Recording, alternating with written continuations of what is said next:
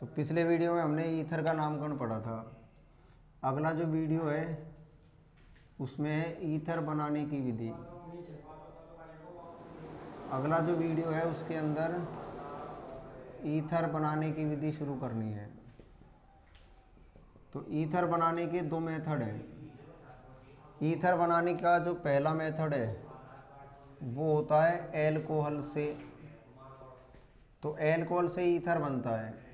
जब एल्कोहल के 2 मोल, तो ROH प्लस ROH, एल्कोहल के 2 मोल की क्रिया होती है H2SO4 की उपस्थिति में 413 केल्विन पर, तो ईथर का निर्माण होता है, यानी ROR का निर्माण होता है। तो एक का OH और दूसरे का H, ठीक है ना, यानी पहला एल्कोहल है उसका OH हटा दिया, दूसरे का H हटा दिया, तो ROR यानी किसका निर्माण हो गया?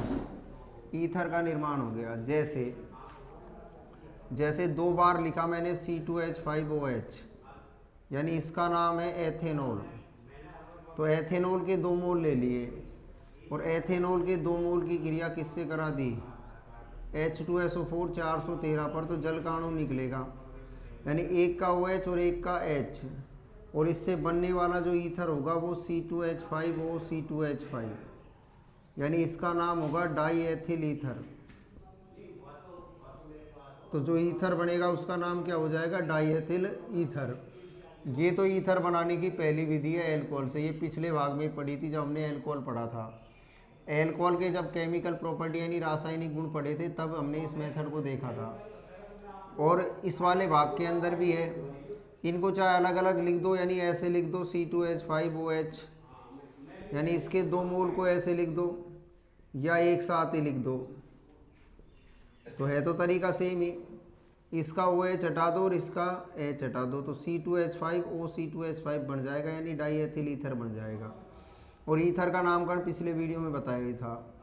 ईथर बनाने की जो दूसरी विधि है वो इम्पोर्टेंट है ही, उसका नाम है विलियमसन ईथर संश्लेषण।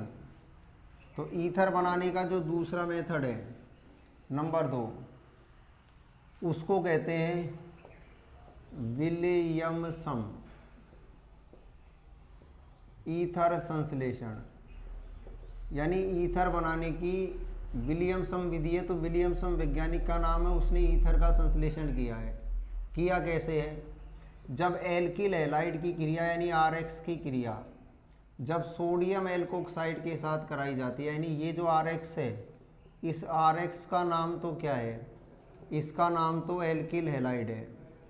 और जब इस एल्किल हैलाइड की क्रिया सोडियम एल्कोक्साइड से कराई जाती है, तो Na का मतलब सोडियम और RO बचा, RO का मतलब क्या होता है?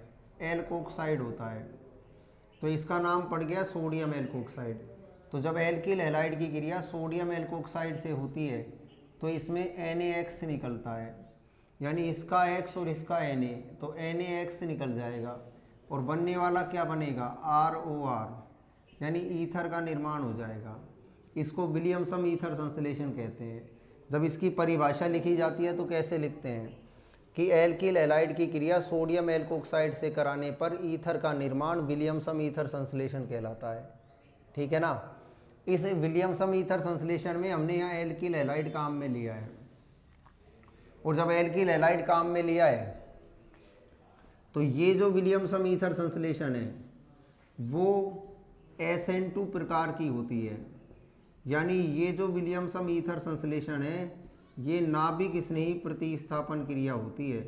और किस प्रकार की नाभिक स्नेही प्रतिस्थापन क्रिया होती है? SN2 प्रकार की, यानी द्विअणुक नाभिक स्नेही प्रतिस्थापन क्रिया होती है। तो एल्किल हैलाइड में हमने SN1 SN2 पढ़ लिए हैं, क्योंकि यहाँ जो RX होगा, नहीं, इस RX के अंदर यानी जो एल्किल हैलाइड होगा उस एल्किल हैलाइड के अंदर से आप X को हटा रहे हो, और जब X हटेगा तो X को नाभिक स्नेही कहते हैं। मतलब RX में किसको बाहर निकाल रहे हो? X को। और X को जब बाहर निकाल रहे हो तो X को क्या बोलेंगे? इसको क्या कहा जाएगा? नाभिक स्नेही। तो इसमें नाभिक स्नेही हट रहा है इस क्रिया में, इसलिए इसका नाम क्या पड़ गया? नाभिक स्नेही प्रतिस्थापन क्रिया। लेकिन ये नाभिक स्नेही प्रतिस्थापन क्रिया किस प्रकार की है? ये SN2 प्रकार की है, मतलब द्विअणुक है। और द्विअणुक क्रिया का एक नियम होता है इसके अंदर वो हैलाइड द्विअणु क्रिया देता है जो 1 डिग्री हो। यानी कौन सा हैलाइड द्विअणु क्रिया नहीं देता, 3 डिग्री नहीं देता। इसलिए हमें इसमें किस प्रकार का एल्किल हैलाइड लेना पड़ेगा, 1 डिग्री प्रकार का लेना पड़ेगा। तो कहने का मतलब अगर मैं यहाँ पर CH3 CH2Cl ले लूँ, इस RX की जगह ये उदाहरण ले लूँ, और RONA की जगह CH3 CH2ONA ले लूँ, तो मैंने R हटा दिया और इस R की जगह CH3 CH2, यहाँ भी R हटा दिया, R की जगह CH3 CH2। तो ये जो एल्किल हैलाइड है, जब CH2 से हैलोजन जुड़ रहा है तो ये एल्किल हैलाइड कितने डिग्री वाला है, 1 डिग्री वाला एल्किल हैलाइड है। और जब ये एल्किल हैलाइड 1 डिग्री वाला है तो इसके अंदर विलियमसन ईथर संश्लेषण उपस्थित होगा निश्चित रूप से। और जब विलियमसन ईथर संश्लेषण इसमें होगा तो इसमें बनने वाला क्या बनेगा, बनने वाला होगा CH3 CH2O CH2 CH3, ये बनेगा, मतलब डाई एथिल ईथर बनेगा। CH3 CH2, इसका Cl हट जाएगा, इधर Na हट जाएगा, तो CH3 CH2O आ जाएगा, फिर O के बाद CH2 CH3 आ जाएगा। ठीक है ना, क्योंकि ये आगे से क्यों जुड़ा, क्योंकि सोडियम आगे से हटा है, इसलिए आगे से ही जुड़ेगा ये कंपाउंड। ये कितने डिग्री हैलाइड है, 1 डिग्री। और ये अभिक्रिया किस टाइप की है, SN2 प्रकार की है, मतलब द्विअणुग्राफिक स्नेह प्रतिस्थापन क्रिया है। कैसे पता हमें, क्योंकि इसमें 1 डिग्री हैलाइड काम में आ रहा है। ठीक है ना, इसलिए इसको द्विअणुनाभिक स्नेह प्रतिस्थापन क्रिया कहते हैं। लेकिन अंतर कहाँ पड़ेगा, अंतर यहाँ पर आएगा कि आप सबके अंदर ऐसे जोड़ दो, ये भी संभव नहीं है। तो विलियमसन ईथर संश्लेषण में सभी ऐसे जुड़ जाएं, ऐसा भी नहीं होगा। अगर मैं इस उदाहरण को ऐसे लिखूं, CH3Cl प्लस इस वाले को लिख दूं CH3ONA, ठीक है ना, तो कंपाउंड बनेगा ही। ये भी 1 डिग्री हैलाइड है, ये भी कितने डिग्री वाला हैलाइड है, 1 डिग्री, तो देगा ये भी विलियमसन ईथर संश्लेषण, मतलब ईथर का निर्माण होगा इसमें भी। तो CH3OCH3 NaCl हट जाएगा, तो इसमें भी क्या बनेगा, CH3OCH3। ठीक है, लेकिन अगर इस उदाहरण को ऐसे चेंज कर दें हम, CH3C CH3CH3Cl, और इस उदाहरण को ऐसे लिख दें CH3ONA, अब इसमें क्या बनेगा, तो इसमें कहीं नकल मत कर देना इसके अंदर ऊपर से, क्योंकि यहाँ चेंज हो गया, अब इस जगह चेंज हो गया है। ये हैलाइड जो है ये 3 डिग्री हैलाइड है। ये कौन सा एल्किल हैलाइड है, 3 डिग्री। अब ये 3 डिग्री एल्किल हैलाइड है, तो इसमें विलियमसन ईथर संश्लेषण नहीं होगा, मतलब नहीं होगा ये आगे। ठीक है ना, बल्कि इसमें विलोपन क्रिया होगी, इसलिए ये आगे कंपाउंड नहीं बनेगा। लेकिन अगर हमें 3 डिग्री ही बनाना है तो कैसे करें, उल्टा कर दो इस सिस्टम को, इसका CH3 तो इधर ले आओ, यानी CH3Cl, और इस वाले कंपाउंड को इधर ले जाओ, यानी CH3C CH3, और ये हो गया ONA। अब इससे बन जाएगा, क्योंकि ये कितने डिग्री हैलाइड हो गया, 1 डिग्री। तो मैंने कहा 1 डिग्री देता है, 3 डिग्री नहीं देता, 1 डिग्री देता है। तो विलियमसन ईथर संश्लेषण किस प्रकार के एल्किल हैलाइड देते हैं, 1 डिग्री प्रकार के देते हैं। लेकिन अगर हमें 3 डिग्री ईथर बनाना हो तो इसमें जो ईथर बनेगा वो ऐसा ही होगा, इस उदाहरण में बनने वाला ईथर यही होगा। ठीक है ना, क्योंकि यहाँ तो CH3 है, इसके बाद O है, O के बाद ये पूरा यौगिक है नहीं।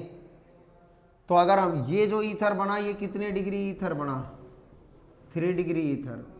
अगर वो हमसे पूछता है कि विलियमसन ईथर संश्लेषण द्वारा 3 डिग्री ईथर का निर्माण करो, तो विलियमसन ईथर संश्लेषण द्वारा 3 डिग्री ईथर जब बनेगा जब एल्किल हैलाइड तो हमारा कितने डिग्री हो, 1 डिग्री हो, और जो एल्कोक्साइड है, ये हमारा जो एल्कोक्साइड है ये कितने डिग्री होना चाहिए, 3 डिग्री।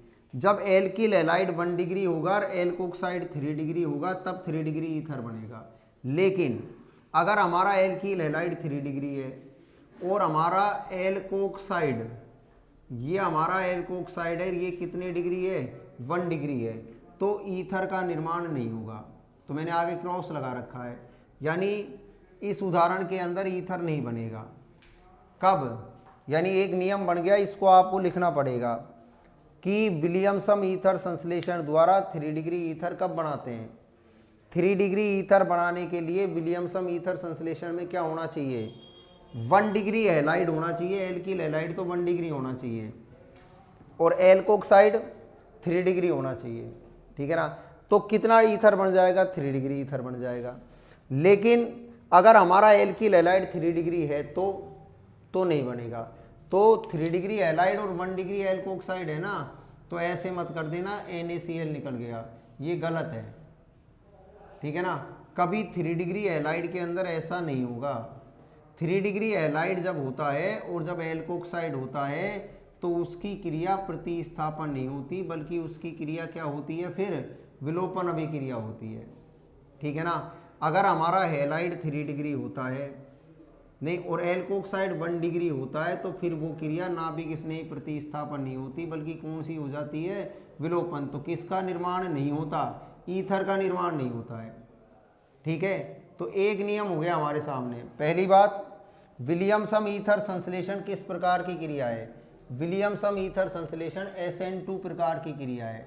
दूसरी बात, विलियमसन ईथर संश्लेषण में किस प्रकार के एल्किल हैलाइड का उपयोग करते हैं, तो 1 डिग्री प्रकार के एल्किल हैलाइड का उपयोग करते हैं, ठीक है ना। तीसरी बात, अगर विलियमसन ईथर संश्लेषण द्वारा 3 डिग्री ईथर बनाना होता है तो क्या करते हैं, हैलाइड तो लेते हैं 1 डिग्री, एल्कोक्साइड को लेते हैं 3 डिग्री, तो कितने डिग्री ईथर बन जाता है, 3 डिग्री ईथर बन जाता है, ठीक है ना। तो ये कुछ नियम है विलियमसन के।